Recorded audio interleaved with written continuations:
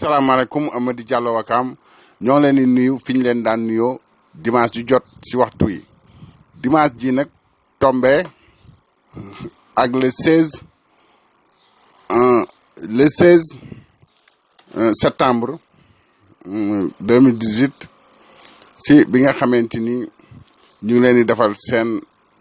chronique bi nga xam ne mu ngi toll si 44e numéro si chronique bi ñu leen defal ñuy nuyu rek Babacar Kébé suñu technicien Babacar Kébé nekk fële sa Italie di nuyu itam sénégalais yi nekk si biir réew mi ak sénégalais yi nekk si bitim réew kon ñu ñëw rek si chronique bi ñu leen defal chronique bi gis ngeen ne semaine bi tàng na lool si mbiru parrainage jàppal parrainage indil parrainage te loolu kat ki nga xamante ni mooy Macky Sall te mu créé ko nee na da si jublu woon pour que gën a yéwénal li nga xamante ni moom mooy wad yi mu bari ay fitna ak i coow waaye defe naa ne saafara su jur jàngoro la parce que yaakaar naa ne parrainage bi indi na ñaari campagne électorale nar a am si li nga xamante ni moom mooy présidentielle bii ñu jëm si parce que présidentielle ñëwagul mais actuellement ñu ngi si campagne électorale gis ngeen ne yéen chef de service yi nekk ak Macky Sall yëpp nekk si état bi ba ñu lancé li nga xamante ni moom mooy parrainage bi ba léegi kenn liggéeyatul ku nekk mu ngi naan sas nañ ma lii pour ma indi ko ba nga xamante ni ñoom ñëpp bàyyi nañ liggéey bi dugg nañ si àll bi waaw léegi fii ba parrainage bi di jeex si loolu nañu nekk boo xamante ni nag jeex na ñu demaat si li nga xamante ni moom mooy campagne 2019 encore waaw loolu du ay perte de temps yu bari ma yaakaar ne pour yaxanal moo defoon ñu def le parrainage bi ak guerre bi nga xamante ni am na si guerre bi lan moo ko fi indi mooy parti au pouvoir moo créé parrainage pour tous indi encore guerre pour tous mën naa ko tuddee guerre pour tous parce que bu ñu demee ba ay chef de village ñu leen di jël di leen jox ku ne ay fukki junni di leen wax ne pour ñu wut ay parrainage ak yooyu ak di dem si chef de village yi naan leen carré bu nekk na ngeen jël seeni carte jox ko maire APR ba fay nekk sa village ba mu def ko si mbuus garder ko mais loolu noonu ban réew nañ nekk loolu est-ce que parrainage loi parrainage moom moo ko wax te loolu toujours ku jot ñi yor état moo koy def yow fa nga waroon a dem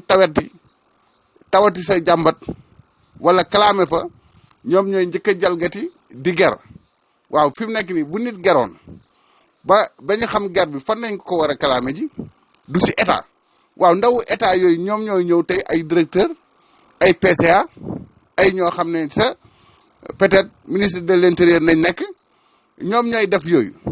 kon léegi kon yow boo amee jaaxle si ger fii si réew mi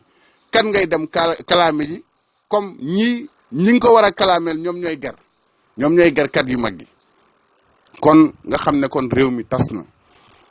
te parrainage bi yokk na tas ak réew mi parce que tey ji gis nañ ne parti au pouvoir bi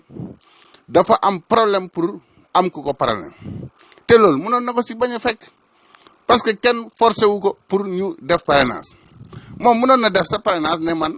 bokkuma si parce que moo gën ndaxte moom fi mu nekk nii APR ak ñi mu àndal muy Benno Bokk Yaakaar même buñ amee parrainage buñ ko amul yëpp dinañ ñoom ñooy njëkk a valider seen bos parce que contrôle bi kan a koy contrôler ñoom ñooy contrôler ñoom ñooy wax kii mën na bokk kii baax na bii baaxul kon ñooñu bu fekkente ne alors parrainé wuñ sa même buñ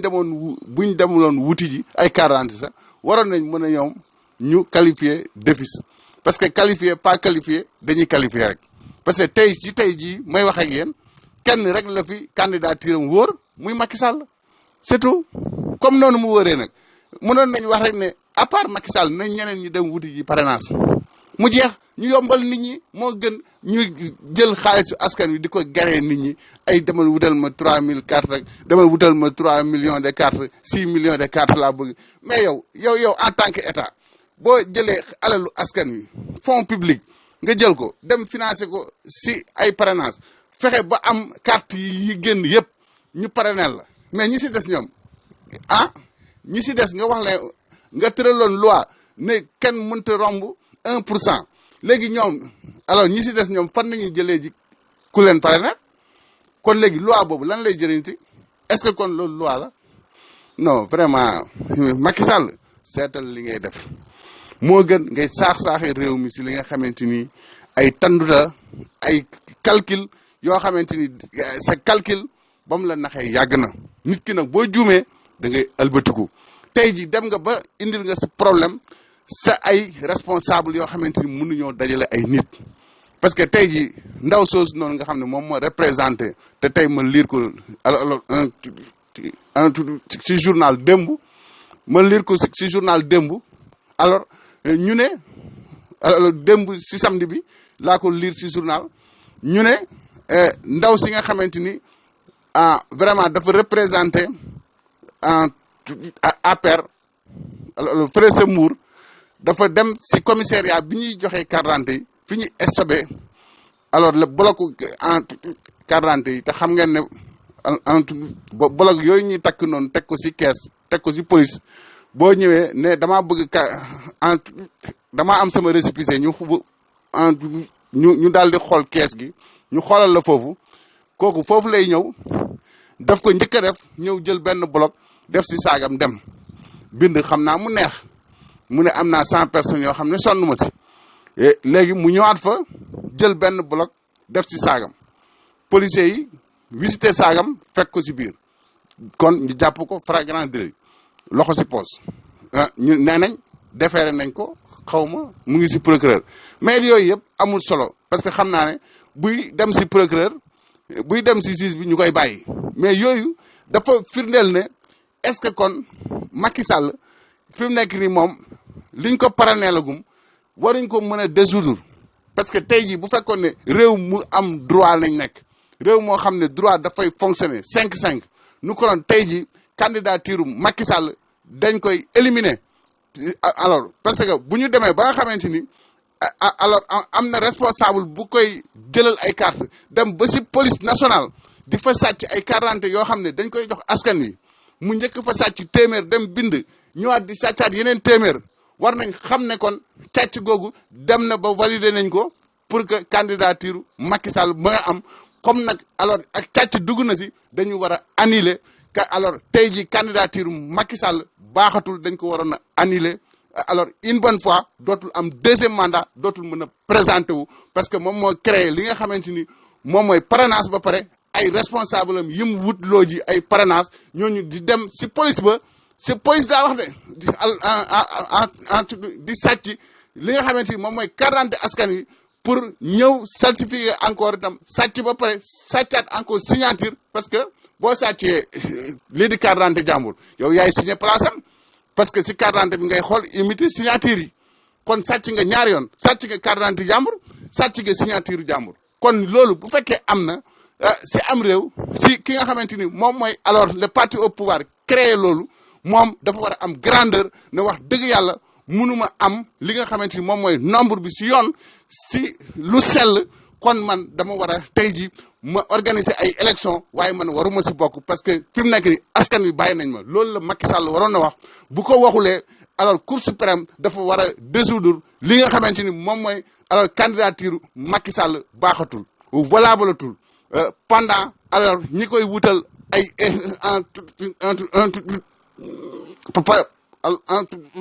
parrainage ñoom ñi ngi dem di sàcc kon loolu dafay loo xamante ni dafa war a am kon nag bu fekkee amul def nañ loo xam ne du yoon kon gis ngeen ne parrainage bi arnaque la musiba la boo xamante ni dal na si kaw Sénégal waaye ki ko fi indi woon yaakaar ne si vraiment kujje gi ñoom lay gasal kamb gi moom daanu na si ba pare te léegi lu mu yaakaar mooy lan mooy rek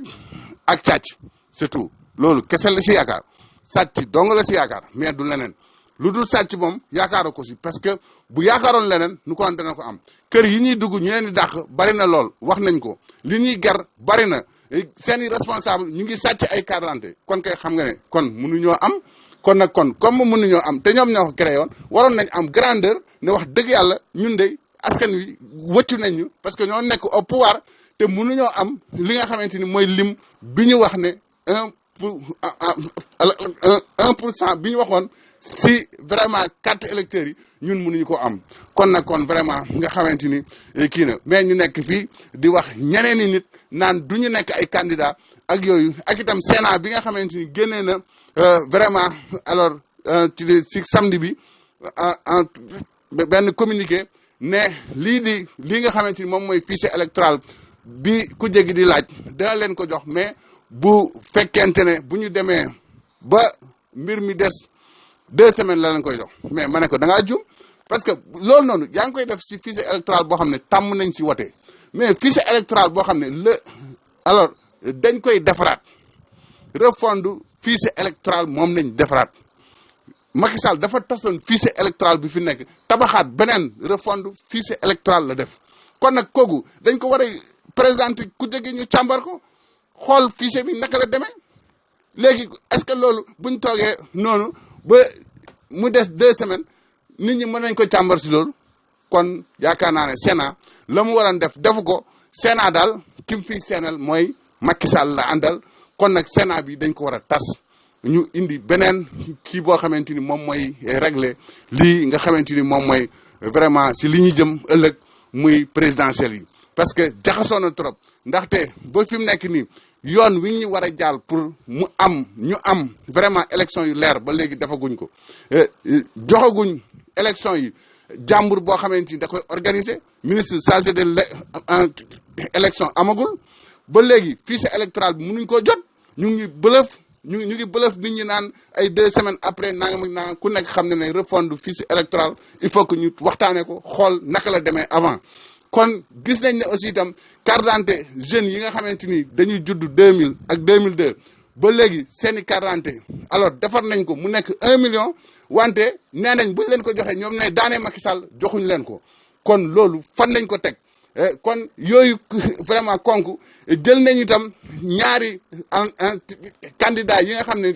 ñoom ñoo gën a am doole ci Sénégal muy Karim Meïssa Wade di candidat PDS di première parti opposition ne ko doo mën a dem élection doo mën a am ay carte électeur te teguñ ko fenn teguñ ko ci dara ci coobare Macky Sall nañ ko teg ñu jël ki nga xamante ni moom mooy le maire de Dakar aussi itam ne ko doo dem élection jël ko alors dugal ko ci kaso bi te boobu temps alors am na structure boo xamante ni nee na war na mën a génn ci kaso gi ni ngeen ko jàppee du yoon ñu bañ daal di forcer daal di koy tëj kon alors juróom yooyu bu fekkee réglé wuñ ko muy juróom-benn yooyu yaakaar naa ne est-ce que élection mën na am fii ci Sénégal wala bu amee naka la élection yooyu di demee kon vraiment tiit nañ ci élection Sénégal yii di ñëw nga xamante ni dara leeragu ci ba léegi te li ci des bareetul 4 mois moo ci des wala 5 mois kon gis ngeen ko tey jii seen chronique gu tey ci loolu nañ ko tënkoon ci li nga xamante ni mooy parrainage bi ak élection yii di ñëw te dara leeragu ci mel ni guddi gu bër setagul te xamuñu nan lay bët di setee ëllëg kon nag ne acteur politique yi taxaw ba nga xamante ni réew mi nag war a gënal seen bopp ñu waxtaanee réew mi balaa réew mi di am rëccu di am ëllëg kon seen chronique gu tey ñu tënkoon ko ci loolu di leen jox rendez-vous beneen dimanche ku ko ci jot nag na nga ko wasaare sa morom kooku itam wasaare ko keneen ñu wasaare ko sénégalais yi nekk ci bitim réew ak ci biir réew mi yëpp ndaxte njariñ la ci askan wi kon vraiment ñoo ngi leen di wax ne leen ba beneen dimanche ñu ñëw ak yéen ci yeneen i chronique incha allah.